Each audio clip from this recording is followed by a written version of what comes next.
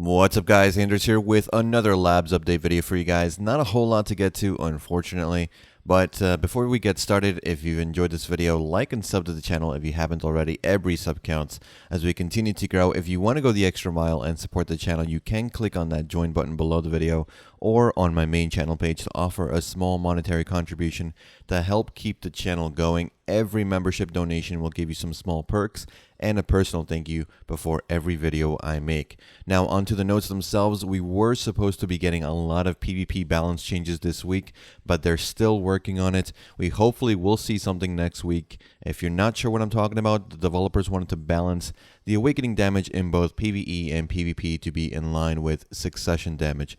They are aware that currently succession for the most part outclasses awakening in most classes, and they're also looking into revamping the skill window, allowing you to maybe save skill sets and allow you to test out skills, not through a video guide like you get right now, but by hovering over the skill and actually being able to demo the skill on your character so you can see what it actually looks like. Interesting stuff, but like I said, probably next week. Now as for this week's test server, we have the Odalita main story part 2 quest line added. It's going to consist of about 77 quests. You obviously need to complete main story part 1 of Odalita to unlock this one, and at the end you're going to also be able to unlock new adventure logs or Caphras logs that are new tomes. So these are going to give you static bonuses. There are 3 tomes that you can choose. The first one gives you skill XP plus 20%. That's static. That's always going to be on if the character of course has the tome. There's also a life XP plus 10% and a contribution XP plus 10% as well. Pretty interesting stuff. Hopefully we get that eventually. Odalita, maybe summer if we're lucky. And apart from that, we also have some furniture items that you get by completing the questline and an 80 stack advice of Velks. So that's all you get for main story part 2. Pretty good. I haven't done it myself, but 77 quests doesn't seem too bad. Now, Dead God armor has changed more in aesthetic than actual stats. The armor is now going to display the V icon always, but its rarity color is going to change according to the enhanced level. So at Pry, the armor is going to be called the armor of the Craving Dead God.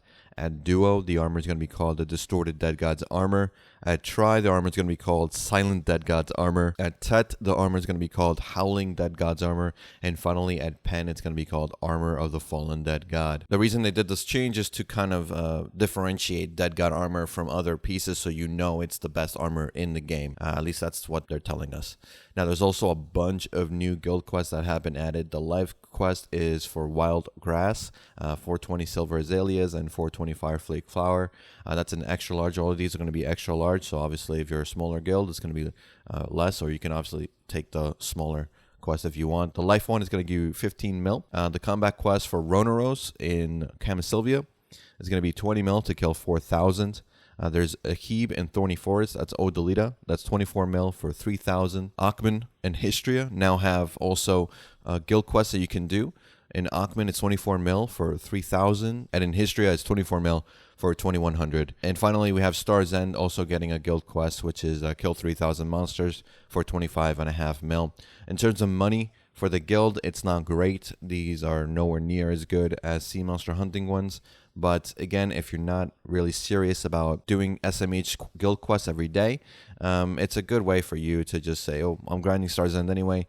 If you have a guild quest, we need to do some guild quests. There you go. I'm there, just pop one. Next up, we have Paddock's Island has been changed. I believe it used to be a 290 zone or something along those lines, and now it's a 270 AP area for duo grinders. So before it wasn't a duo or party grind whatsoever. It was solo drop, so now it's a dual grind area with 270 AP, and the mechanics remain the same. So violent mobs will ignore SA and frontal guard unless they're under the effect of the Loa Flower Neutralizer.